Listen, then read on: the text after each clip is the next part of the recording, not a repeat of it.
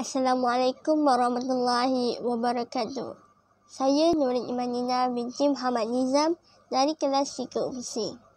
Hari ini saya akan menerangkan berkaitan bab 1 iaitu kedatangan kuasa barat.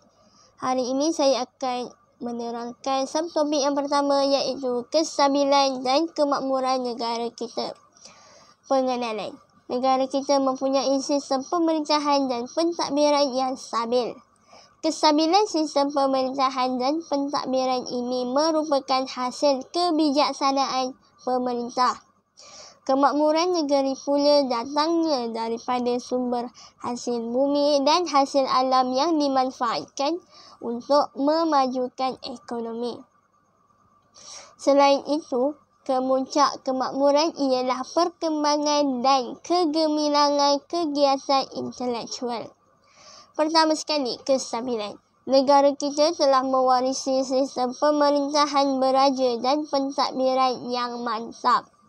Sistem pentadbiran, sistem perundangan dan struktur sosial masyarakat tersusun dengan sistematik. Hasilnya, hubungan luar dapat dijalinkan dengan berkesan. Seterusnya, sistem pemerintahan dan struktur sosial. Corak pemerintahan di negara kita banyak mempengaruhi pembentukan susun lapis masyarakat. Negara kita juga mengamalkan sistem pemerintahan beraja yang diwarisi daripada Kesultanan Melayu Melaka. Di Sabah dan Sarawak pula telah mempunyai sistem pemerintahan masyarakat tempatan lebih awal. Raja berikut merupakan sistem pemerintahan beraja. Yang pertama sekali, Sultan yang mentadbir negeri. Pentadbiran pada peringkat negeri diketuai oleh Raja atau Sultan. Baginda menjadi lambang kedaulatan negeri. Kaum kerabat diraja juga dan pembesar membantu pentadbiran dan melaksanakan perintah Sultan. Yang kedua pula, pembesar yang mentadbir jajahan atau daerah. Jajahan dan daerah ditadbir oleh pembesar yang dilantik oleh Sultan. Pembesar juga melaksanakan tugas menjaga keamanan, kemakmuran, kestabilan dan membantu mengekalkan kedaulatan negeri. Akhir sekali, penghulu yang menjaga mukim. Kampung ialah unit paling kecil dalam sistem pemerintahan masyarakat Melayu. Ketua kampung ialah penghulu atau penggawa. Ketua kampung juga menyampaikan arahan daripada raja atau pembesar kepada orang kampung. Seterusnya, sistem hierarki pemerintahan di Negeri Sembilan. Yang pertama sekali, anak buah dan ibu sokor. Seterusnya, buapak, seterusnya lembaga, seterusnya undang, dan akhir sekali yang tuan besar atau yang dipertuan besar. Raja berikut merupakan sistem pemerintahan di Sarawak. Sarawak menggunakan atau mengamalkan sistem kesukuan dan sistem kesultanan. Manakala di Sabah pula mereka mengamalkan sistem kesukuan, sistem kesultanan dan sistem ketua bebas. Seterusnya, perundangan. Negara kita mempunyai sistem perundangannya yang tersendiri. Terdapat dua jenis undang-undang iaitu undang tidak bertulis dan undang bertulis.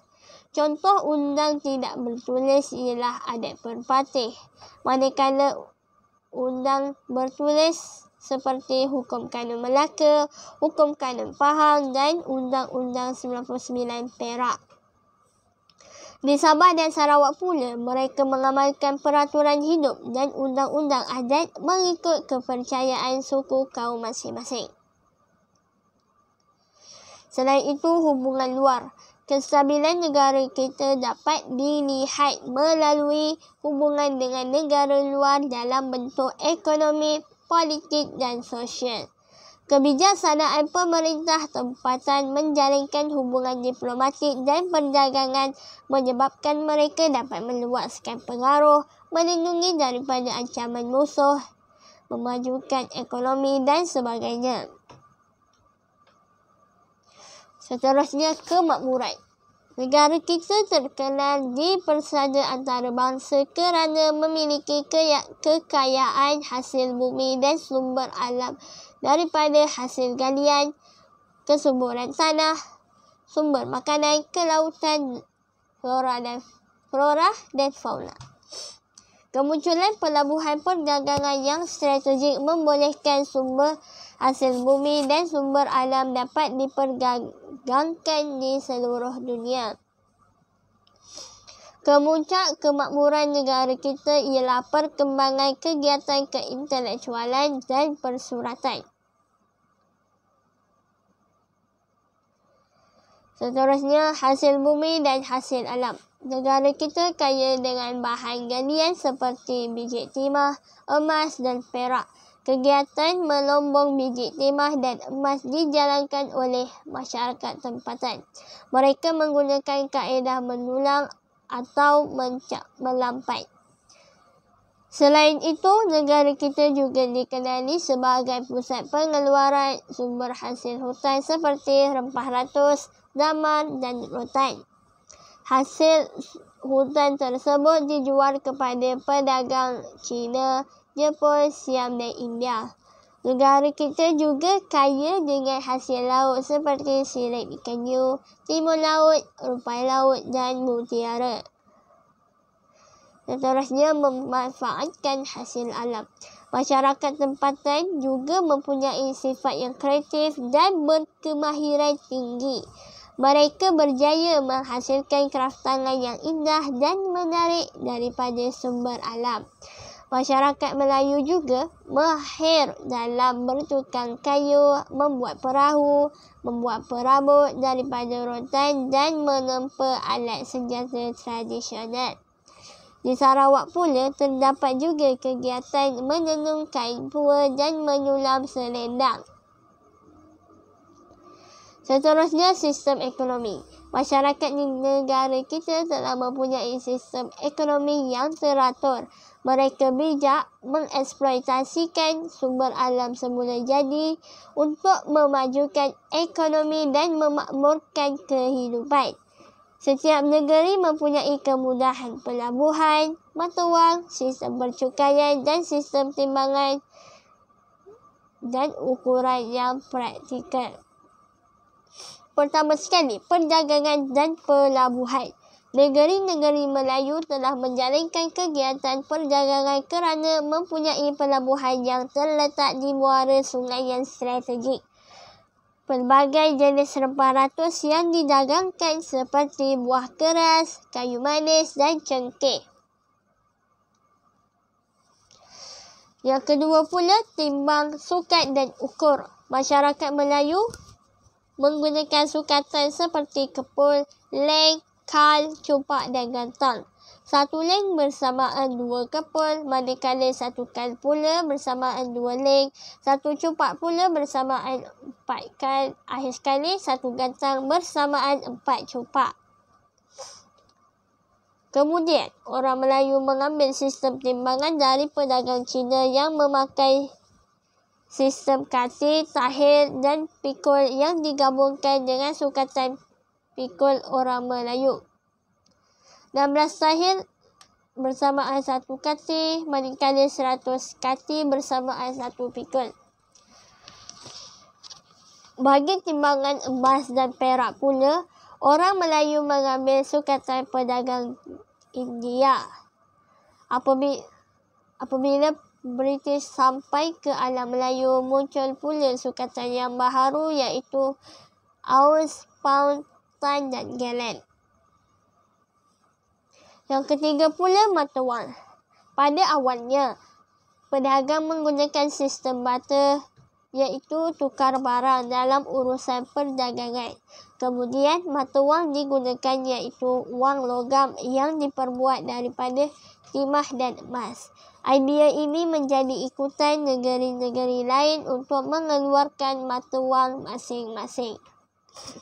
Yang keempat pula, sistem percukaian. Aktiviti perdagangan yang pesat memperkembangkan bidang percukaian. Cukai ialah bayaran yang dikenakan ke atas hasil perlombongan pertanian, hasil hutan dan perdagangan. Cukai juga merupakan sumber pendapatan pemerintah dan akan disalurkan untuk memakmurkan negeri. Akhir sekali, kegiatan keintelektualan. Pendidikan ialah antara aspek yang paling penting dalam kehidupan masyarakat tempatan. Pendidikan juga merupakan tujuan melahirkan individu yang berakhlak mulia, berkelakuan sopan, bertata susila, berdikari dan berhemah tinggi. Pendidikan dalam masyarakat tempatan juga dapat dibahagikan kepada dua, iaitu pendidikan tidak formal dan pendidikan formal. Bagi pendidikan tidak formal, pendidikan ini merupakan pendidikan awal atau asuhan dalam institusi keluarga. Contohnya, kanak-kanak diajarkan kemahiran seperti bercocok tanam, menangkap ikan, bertukang dan sebagainya. Mereka juga diajarkan ilmu agama, berpekerti mulia dan cara berkawan. Selain itu juga, pendidikan ini juga diberikan melalui pantun, syair, peribahasa, pantalaran, pengajaran dan sebagainya. Di Sarawak pula, pendidikan tidak formal diperoleh melalui cerita lisan yang berkaitan dengan amalan dan kepercayaan turun-temurun suatu etnik. Di Sabah pula, pendidikan ini juga dipelajari oleh kanak-kanak melalui keluarga atau masyarakat di tempat tinggal mereka. Bagi pendidikan formal pula, pendidikan formal masyarakat Melayu adalah bercorak Islam dan menekankan ilmu agama. Pendidikan formal dilaksanakan atau dilakukan di masjid, surau, pondok, madrasah dan istana. Di Sarawak, pendidikan formal dijalankan di masjid dan sekolah agama. Di Sarawak juga, kumpulan etnik yang beragama Islam mempelajari pendidikan agama Islam seperti membaca Al-Quran dan menulis tulisan Jawi. Selain itu juga, mereka mempelajari cara melaksanakan ibadah. Di Sabah pula, pendidikan secara formal amat terhad. Etnik yang beragama Islam belajar membaca Al-Quran dan belajar menulis tulisan Jawi di surau, madrasah, pondok dan sebagainya. Seterusnya, subtopik yang kedua iaitu 1.2 berkaitan faktor kedatangan kuasa barat ke negara kita. Pertama sekali, pengenalan. Kestabilan kemakmuran negara kita menyebabkan kuasa barat berminat untuk memiliki kekayaan tersebut. Pada abad ke-16 merupakan zaman kegemilangan Portugis dan Spanyol. Pada abad ke-17 pula menyaksikan kebangkitan kuasa-kuasa barat seperti Belanda, British dan Perancis sebagai kuasa penjajah untuk merebut kekayaan dan tanah jajahan di seberang laut. Pada abad ke-16 pula, faktor kedatangan kuasa barat yang pertama sekali ialah barangan mewah. Kuasa-kuasa barat pada ketika itu berminat untuk mendapatkan bahan seperti rempah ratus, minyak wangi, emas, perak, hasil hutan dan sebagainya. Orang Eropah pula perlu mendapatkan barangan mewah dari China seperti teh, kain sutera dan tembikar. Yang kedua pula, faktor pusat pengumpulan barang. Syarikat perdagangan tersebut memerlukan pusat pengumpulan bahan mentah tempatan yang terletak di tengah-tengah laluan perdagangan di antara India dan China. Faktor ketiga juga, pelabuhan persinggahan. Kuasa barat memerlukan pelabuhan yang sesuai sebagai tempat berlindung sementara menunggu peralihan angin monsun. Mereka memerlukan pelabuhan singgah di alam Melayu untuk memudahkan kapal berlabuh, mengisi bekalan air, makanan dan kemudahan membaiki kapal sebelum berlayar ke Canton. Yang keempat pula, agama Kristian. Agama merupakan antara faktor penting penjajahan kuasa barat ke negara kita. Matlamat mereka adalah untuk kekayaan, keagamaan dan kemasyhuran. Pada kedatangan kuasa barat pada abad ke-17 dan ke-18 pula, menyaksikan revolusi perindustrian. Revolusi perindustrian berlaku di Britain sejak abad ke-17. Menjelang tahun 1870-an, negara Eropah yang lain seperti Jerman dan Perancis pula menjadi negara perindustrian seperti Britain. Revolusi perindustrian membolehkan barangan dikeluarkan secara besar-besaran. Dengan itu, kawasan pasaran yang lebih luas perlu dicari untuk memasarkan barang tersebut supaya keuntungan dapat dimaksimumkan. Akhir sekali, faktor kedatangan kuasa barat pada abad ke-19 dan abad ke-20. Yang pertama sekali, perkembangan industri kereta. Kemunculan perusahaan kereta dan ciptaan tayar menambahkan permintaan untuk getah asli. Selain itu juga, getah asli merupakan bahan yang penting dalam perusahaan penebat barangan elektrik. Yang kedua pula, kesuburan tanah dan kekayaan hasil bumi. Negara kita juga mempunyai tanah yang luas, subur dan iklim yang sesuai untuk tanaman berorientasikan ekspor. Negara kita juga kaya dengan hasil bumi seperti biji timah, biji besi, emas, petroleum dan arang batu. Yang ketiga pula, industri mengetik. Pada abad ke-19 terdapat beberapa jenis ciptaan baharu di Amerika Syarikat yang memerlukan penggunaan biji timah, iaitu industri mengetik. Mengetik makanan, mengetik minuman, mengetik membuat rumah dan tong minyak. Selepas tahun 1840-an, permintaan untuk biji timah dari negeri-negeri Melayu bertambah dengan pesat. Yang keempat pula, pembukaan terusan Suez. Pembukaan terusan Suez yang menghubungkan pelabuhan Said di Laut Mediterranean dan Suez di Laut Merah telah mempercepatkan urusan perdagangan. Yang kelima pula, ciptaan kapal wap. Pada abad ke-19 pula, kapal wap dicipta. Penggunaan kapal ini penting kerana dapat membawa muatan yang banyak dan menjimatkan kos. Yang keenam pula, persaingan kuasa barat. Wujudnya persaingan kuasa-kuasa barat seperti Britain, Sepanyol, Perancis dan Amerika Syarikat dalam kegiatan menakluki kawasan atau wilayah di luar Eropah. Mereka sanggup berperang untuk mendapatkan tanah jajahan. Mereka menganggap semakin luas tanah jajahan, semakin tinggi sanjungan yang diperoleh kuasa-kuasa barat tersebut. Yang ketujuh pula, ciptaan telegraf. Ciptaan teknologi telegraf membolehkan ahli perniagaan di benua Eropah dan Amerika Syarikat menghubungi ejen atau wakil mereka dengan cepat. Penglibatan tanah Melayu dalam kegiatan pasaran dunia antarabangsa semakin penting. Akhir sekali, slogan beban orang putih. Kuasa barat menggunakan berbagai-bagai slogan untuk mewajarkan tindakan mereka. Kuasa barat menggunakan slogan beban orang putih yang bermaksud tanggungjawab mereka dan tugas mereka untuk membantu dan memberikan kesejahteraan kepada pribumi di wilayah jajahan mereka.